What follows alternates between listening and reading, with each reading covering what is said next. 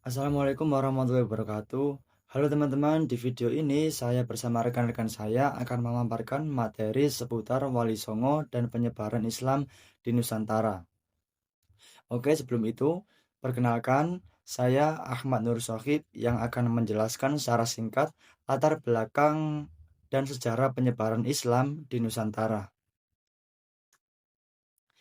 Nah, sejarah penyebaran Islam di Nusantara atau di Indonesia ini menunjukkan bagaimana agama ini mampu tumbuh dan diterima di tengah masyarakat yang penuh dengan keragaman budaya dan tradisi. Nah, teman-teman, perlu kita ketahui bahwa Wali Songo memainkan peran penting dalam proses ini dengan cara mengintegrasikan ajaran Islam ke dalam praktik budaya yang sudah dikenal masyarakat seperti seni pertunjukan wayang, tembang, hingga tradisi adat istiadat. Nah, teman-teman, pendekatan tersebut menjadikan Islam dapat diterima secara damai tanpa menimbulkan konflik begitu. Nah, dengan strategi ini dapat dikatakan atau dapat disimpulkan Wali Songo itu berhasil membangun jembatan komunikasi antara ajaran Islam dengan kepercayaan dan juga budaya setempat. Selanjutnya masuk pada pembahasan sejarah masuknya Islam ke Nusantara. Saya di sini akan menjelaskan secara singkat bagaimana Islam itu masuk ke dalam Nusantara, bagaimana awalnya dan siapa yang membawanya, begitu. Nah, terdapat beberapa teori mengenai masuknya Islam ke Nusantara. Teori yang pertama yakni teori Gujarat atau yang biasa kita kenal dengan teori India, yang menyebutkan Islam masuk pada abad ke-13 melalui para pedagang Muslim India, dengan bukti adanya kemiripan bentuk nisan antara makam-makam raja di Indonesia dan juga Gujarat. Selanjutnya masuk pada teori yang kedua yakni teori Arab atau yang biasa kita kenal dengan teori Mekah, yang meyakini Islam sudah hadir sejak abad ke-7. Nah, teori ini itu didukung oleh catatan Cina mengenai pemukiman Arab di Sumatera pada tahun 625 Masehi, serta diperkuat dengan adanya nisan Syekh Rukunuddin tahun 672 Masehi. Lanjut pada teori yang ketiga yakni teori Cina yang menyebutkan Islam dibawa oleh para pedagang atau perantau dari Cina pada abad ke-9. Nah, ketika itu teman-teman, Islam telah berkembang pesat sejak masa dinasti Tang. Penjelasan selanjutnya atau materi selanjutnya akan disampaikan oleh rekan-rekan saya. Assalamualaikum warahmatullahi wabarakatuh. Perkenalkan, nama saya Meilani Eka Pratiwi. Saya akan menjelaskan materi tentang profil Wali Songo. Yang pertama yaitu Sunan Gresik atau Maulana Malik Ibrahim. Sunan Gresik dilahirkan di Champa, Kamboja. Ayahnya bernama Barokat Zainul Alam, seorang ulama besar dari Maghrib. Sunan Gresik berasal dari daerah Maghribi Afrika Utara. Beliau datang ke Indonesia pada zaman Majapahit 1379 Masehi untuk menyiarkan agama Islam bersama dengan Raja Cermin dan putra-putrinya. Sunan Gresik wafat pada tahun 1419 Masehi atau 882 Hijriah. Kuburannya di Gapura Wetan, Gresik, Jawa Timur. Kedua, Sunan Ampel atau Raden Rahmat. Sayyid Ali Rahmatullah atau yang sering dikenal dengan Sunan Ampel adalah seorang wali yang menyebarkan agama Islam di tanah Jawa. Sunan Ampel lahir pada tahun 1401 Masehi.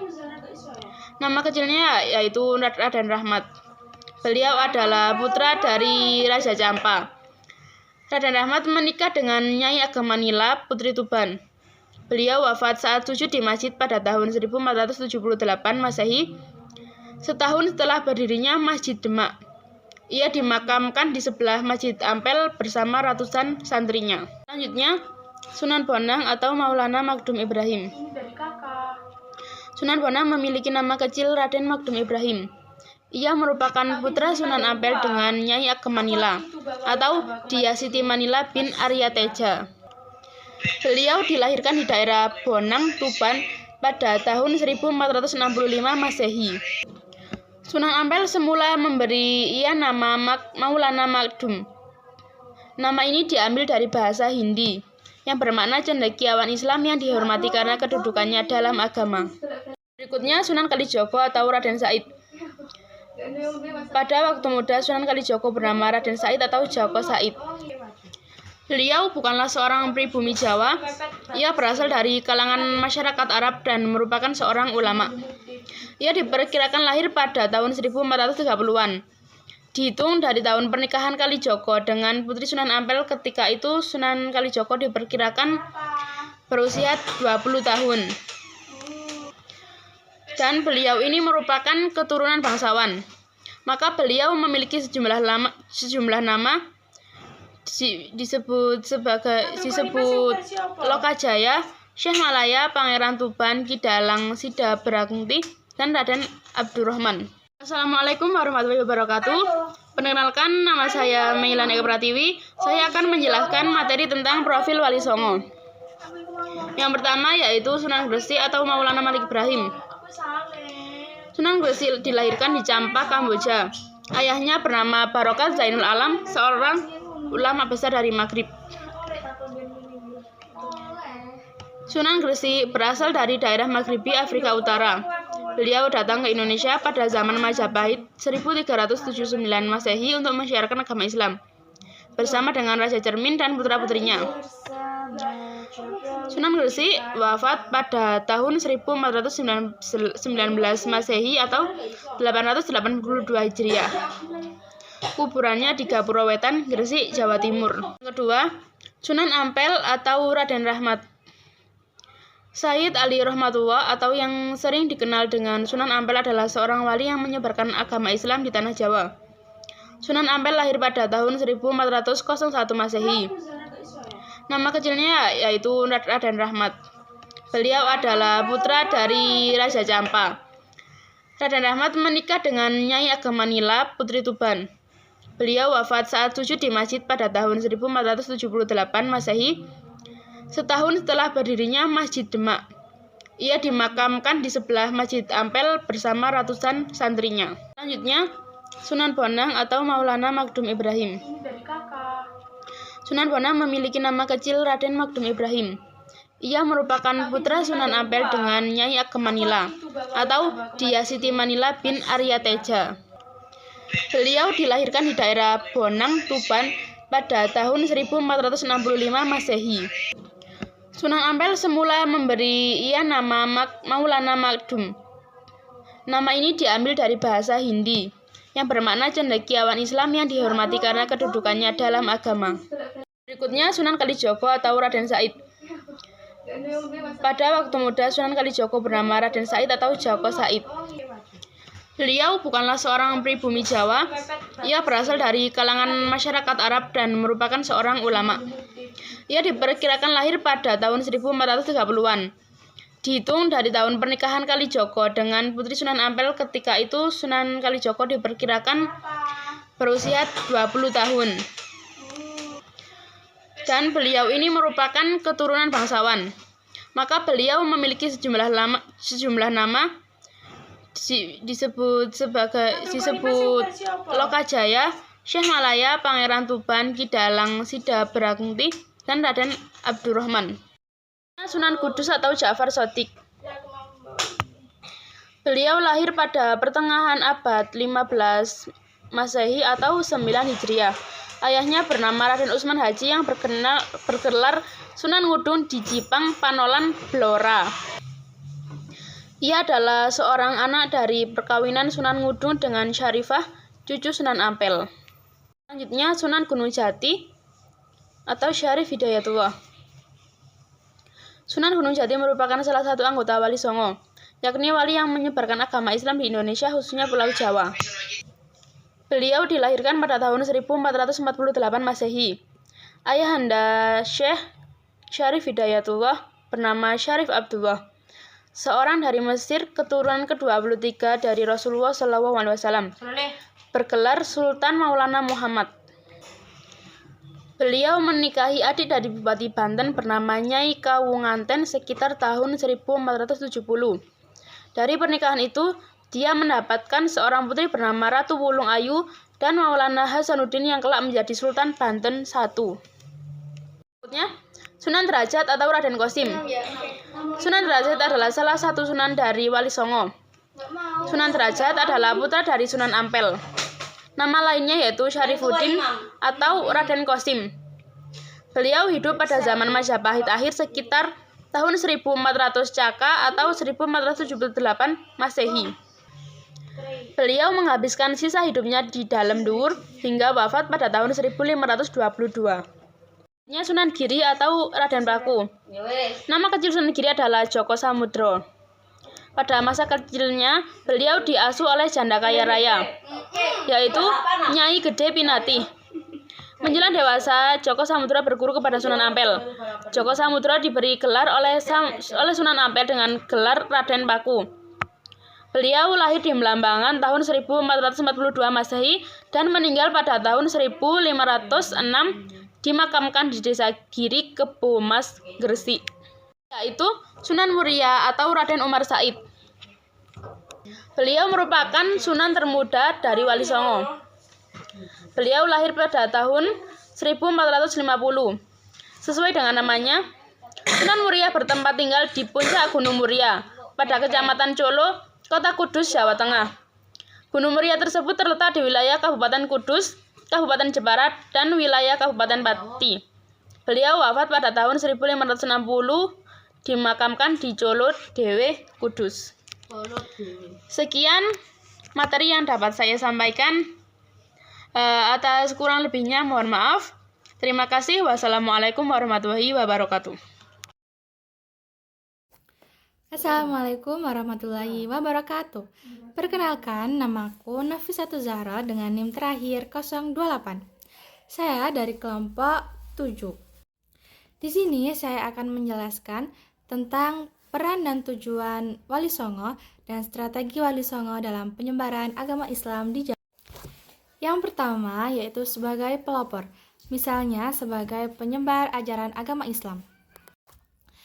Wali Songo sebagai pelopor dalam perkenalan dan penyebaran agama Islam di tanah Jawa yang saat itu masyarakat Jawa masih memeluk agama Hindu. Dan yang kedua sebagai pendiri lembaga pendidikan.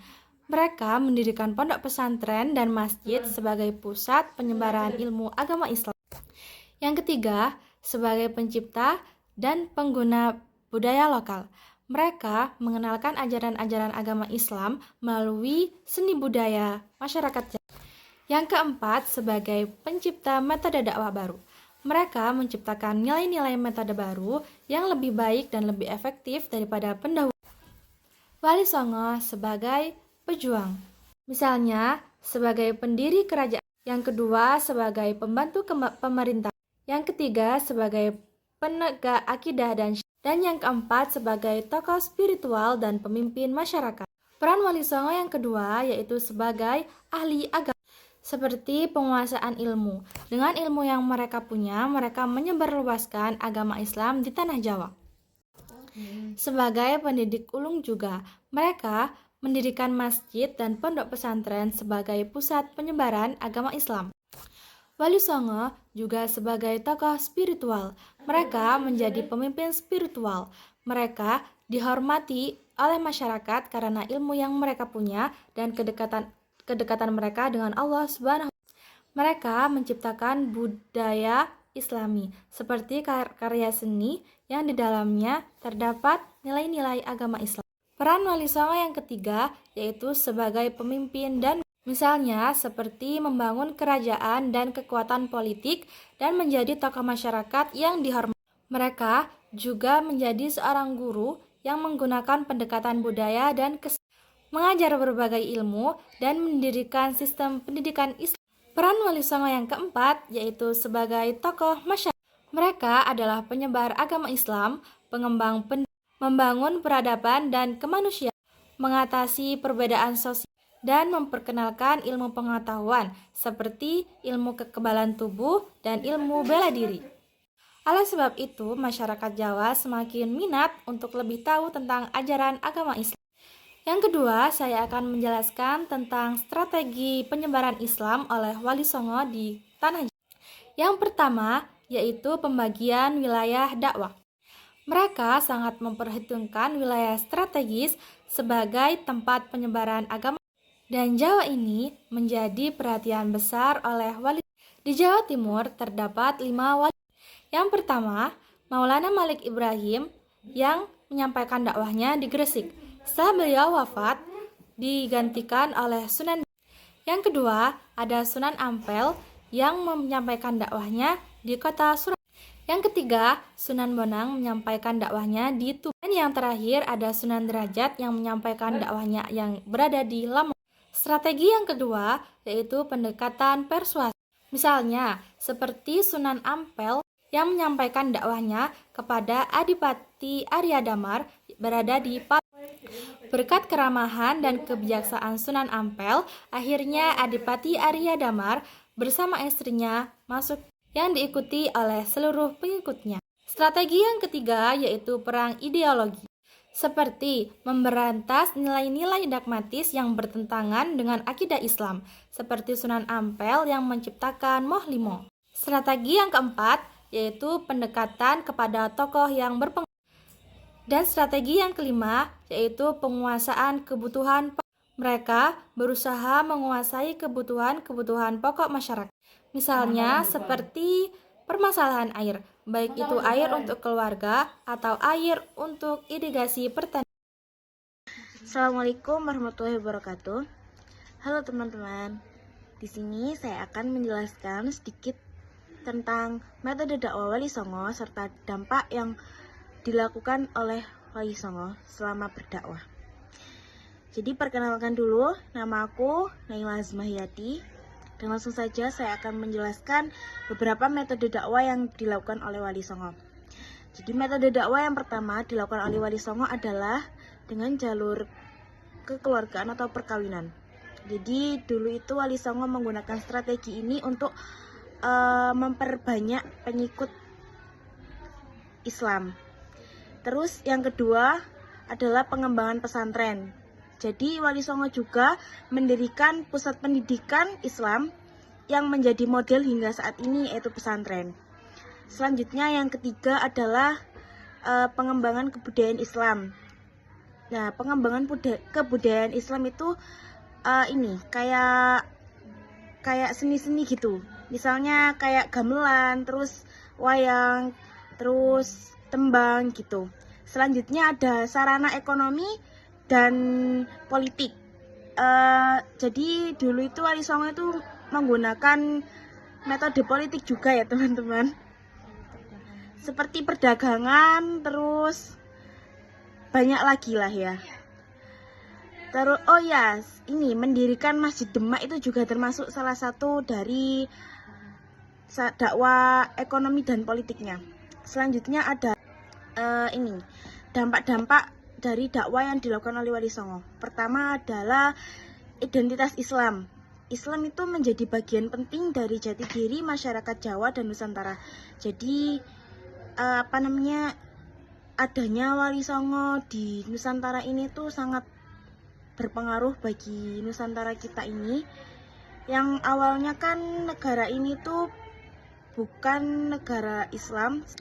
Jadi datangnya Islam di Nusantara ini tuh sangat berpengaruh bagi masyarakat. Yang dulunya masyarakat Indonesia ini atau Nusantara hanya memiliki beberapa agama, yaitu kejawen, Hindu, dan Buddha. Selanjutnya adalah akulturasi budaya. Jadi akulturasi budaya itu adalah kayak budaya-budaya yang dahulu itu tertanamkan kembali kepada Islam.